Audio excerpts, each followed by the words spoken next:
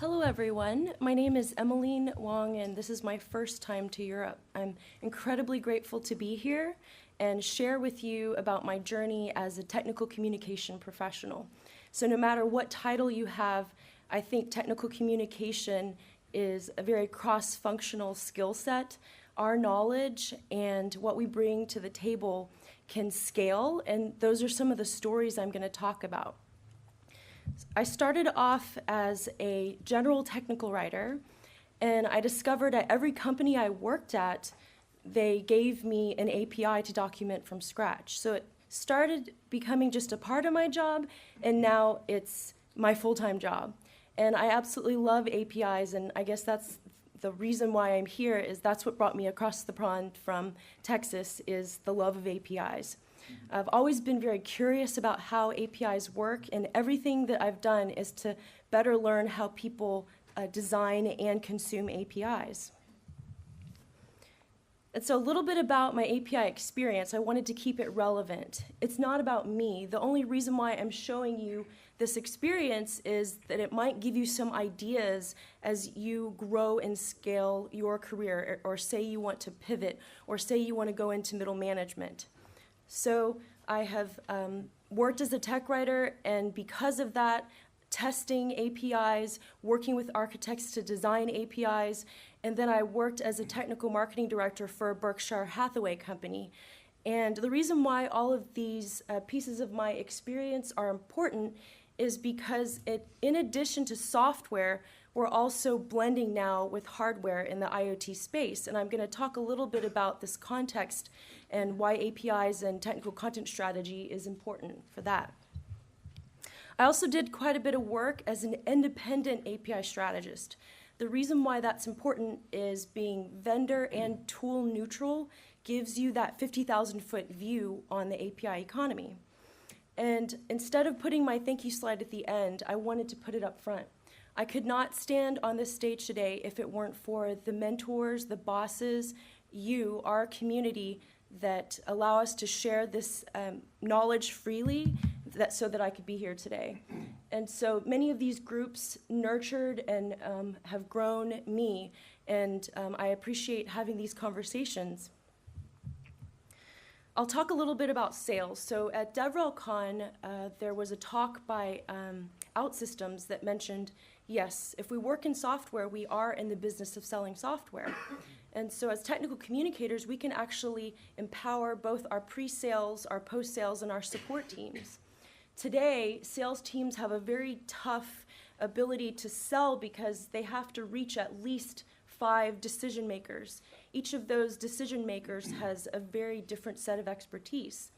And just as you might be influencing decision makers for doc tools, DevPortals, and API management tools.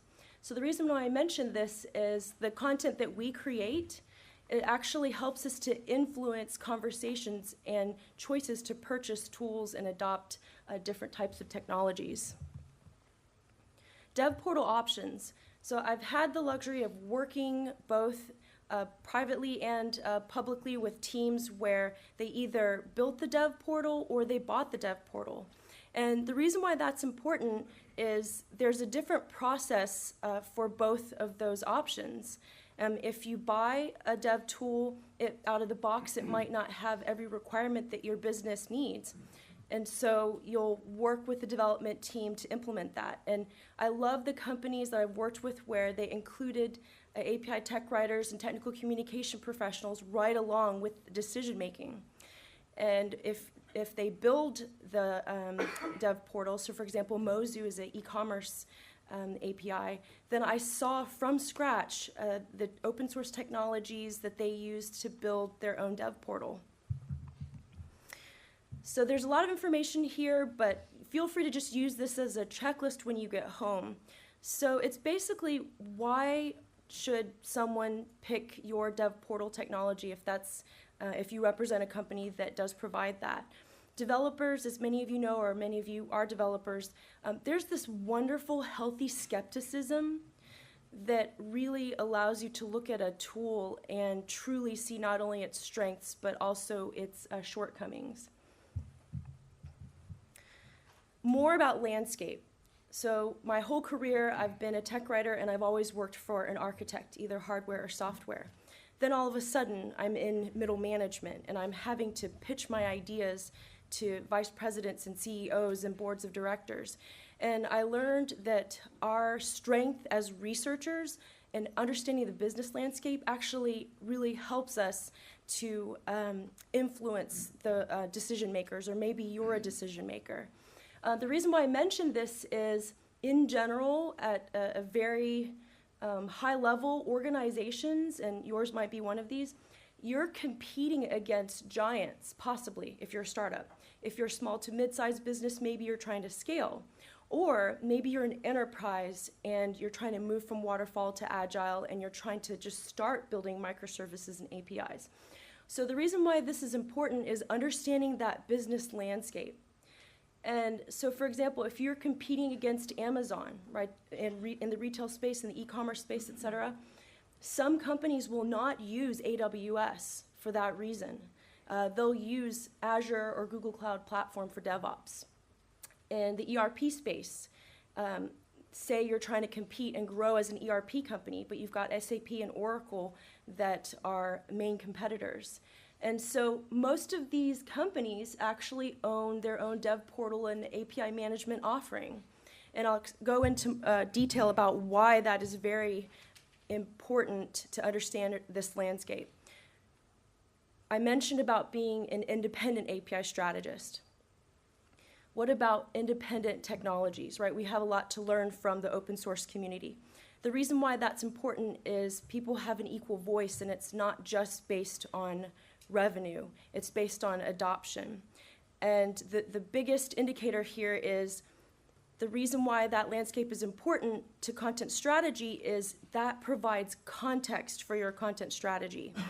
If you're using your competitor's platform, for example, say someone else buys them, or say you are now having to use another platform because of a merger and acquisition, now your competitor, you're actually using your competitor's platform. It might not be a bad thing, it's just something that I'm calling out as part of the context. So how many of you heard of Mashery? It was an API platform. So it was kind of a canary in the mine. It's been acquired several times, but the most interesting part is that Intel acquired it. And that's kind of the first wave, and now it's going to continue on, where we see hardware companies buying software companies that own API portals and management tools. And so you see just recently, I think this summer, Broadcom bought CA Technologies, which offers an API platform. Arrow, which is an electronic component distribution company, bought Hearst. They bought Hearst Media because they knew all of their competitors in distribution were using Hearst Media. That's why original content is so important, and that your company owns that content. More about the competitive landscape. So how many of you here are responsible for SEO for your technical documentation, or you work on it? SEO. Excellent. So what you're doing is so important because you're making your digital presence something that is a long-term strategy. So those long-tail keywords mean that engineers and decision makers know exactly what they're looking for. They're going into the search engine.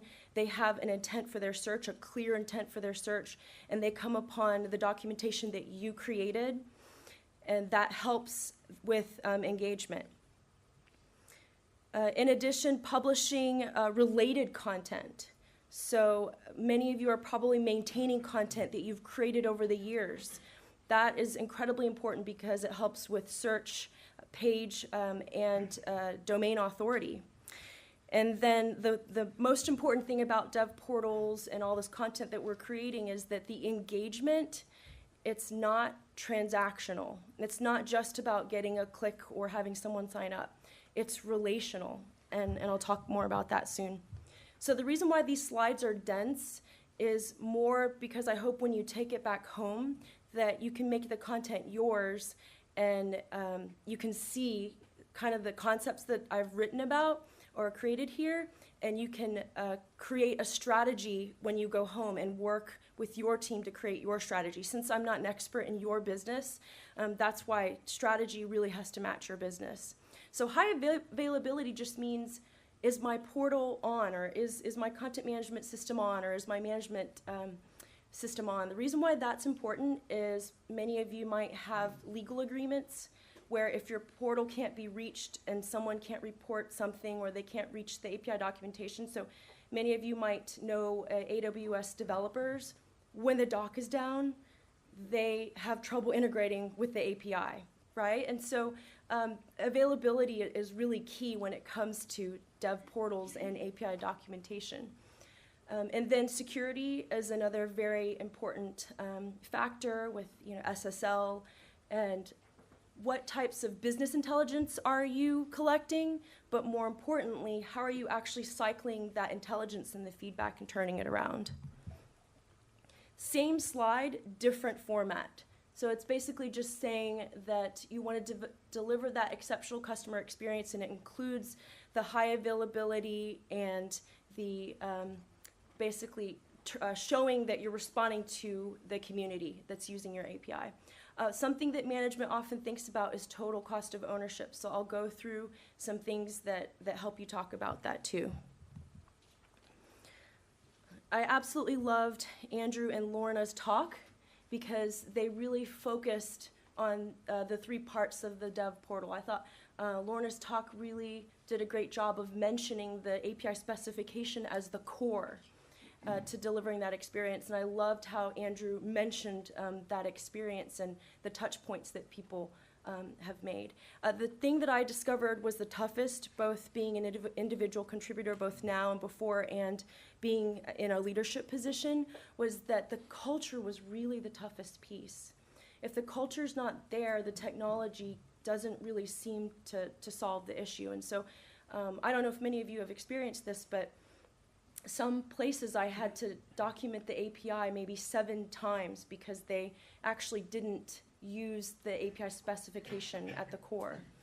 And enterprises, unfortunately, many of them have legacy APIs and they're not API designed first, and that causes a lot of pain as well.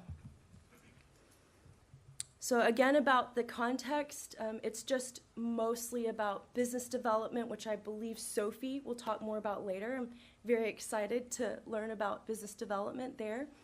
And also technology adoption. And so just talking more about speed and performance of your portal.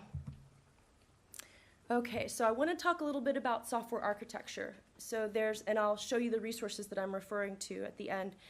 So software architecture is less expensive when you design it up front. That's when you can move things around in your sequence diagramming. And the same thing goes for content strategy.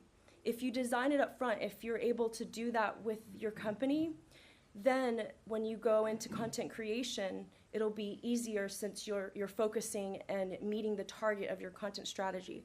It's a lot like what Andrew mentioned, where you don't want to document without a style guide. So same thing with the content strategy. At DevRelCon, in the open source space yesterday, the speaker talked about how it should be a moderated and safe space to share information. So what we know about design engineers is many of the times they're meeting very stringent deadlines to create software and hardware that scales, and they can't talk about it publicly. And sometimes they don't want to register for your portal to have those conversations. So one of the things I love is Slack. So many of these communities, they use Slack. It's moderated. There's community guidelines, and people can pose questions in channels or talk with experts in those forums so that it's a safe place to discuss questions. And then always provide a clear expectation of what users going to experience when they're bringing some of their questions to you. Another concept is continuity of care. So I'm borrowing this from healthcare. So wouldn't it be nice, just like in healthcare, ideally that your medical records are in a digital system, and people can say, oh, okay, here's your medical history, and serve you that way. Well, I mentioned this concept because wouldn't it be great for us to have continuity of care for people who use our DevPortals, our customers, our partner? That instead of being a ticket in Zendesk in a chain of emails, that you recognize the person you have a relationship. So I want to give a shout out to Postman. I was using Postman's tool to create documentation, and I was pushing it to its limits to where I think, thank you for posting the GitHub public issues. And I met Vivek, who's the engineer who created the Postman doc tool. And yes, I went through the ticketing system, but I also talked to Joyce, their developer evangelist, and may have tweeted Vivek. And they helped me to scale their tools so that I could create better documentation for the client. A little more about content strategy. So specifically, I know this is more marketing based, but it's just basically being really mindful of where your traffic is coming from and to. So when I was at that Berkshire Hathaway company, what we did and what we saw in our Google Enterprise Analytics was we were constantly driving the traffic to our site, keeping them on our site. Any links on our pages, we tried to link into the rest of our engineering portal. And then if we did link out, then we made sure that our partner was cross-linking. And that was very helpful because we actually saw traffic patterns change at scale when we did this sort of content strategy implementation. So again, about relationships, I tweeted about this over the summer. It's just the content strategy for your company is a direct reflection of your relationship with your developers. I love that as doc folks, when we participate in the open source community, we know the developers that we're working with, and those of us who are developers, these relationships are really what makes our job worth it. So API maturity. So I want to talk a little bit about the Iceberg model.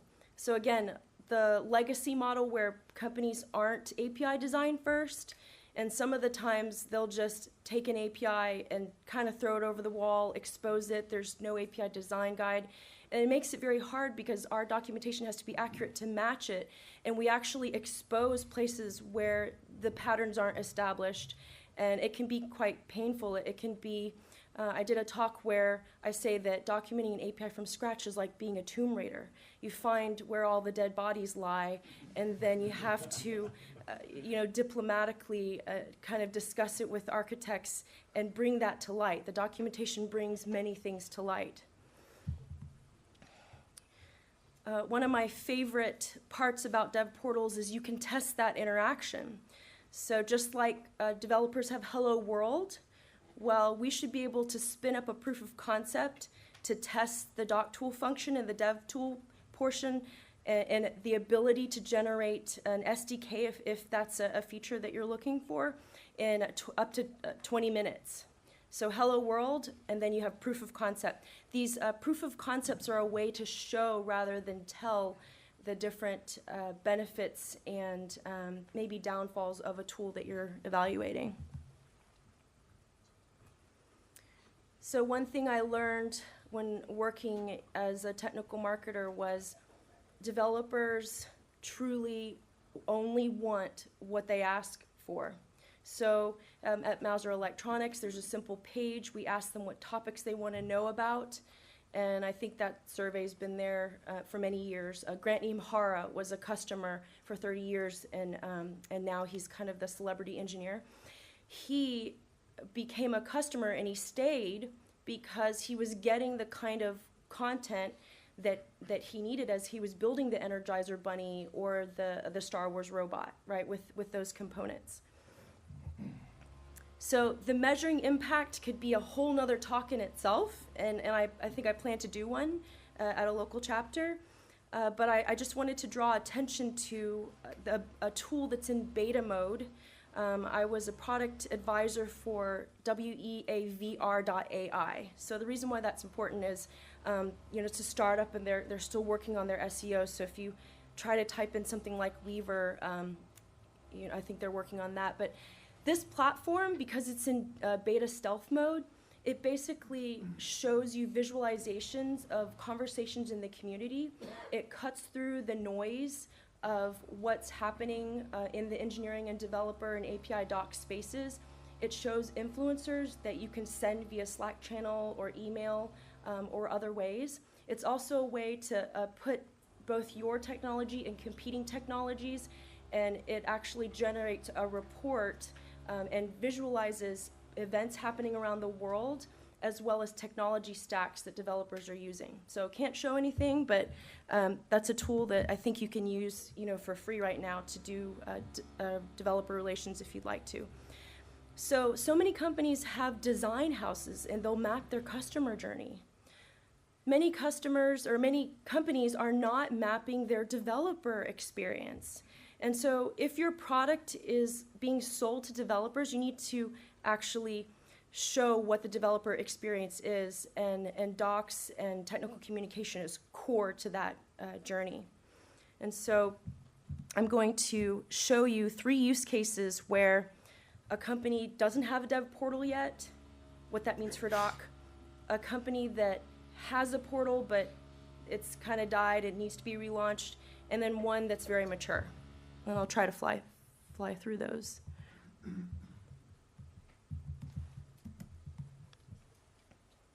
No dev portal.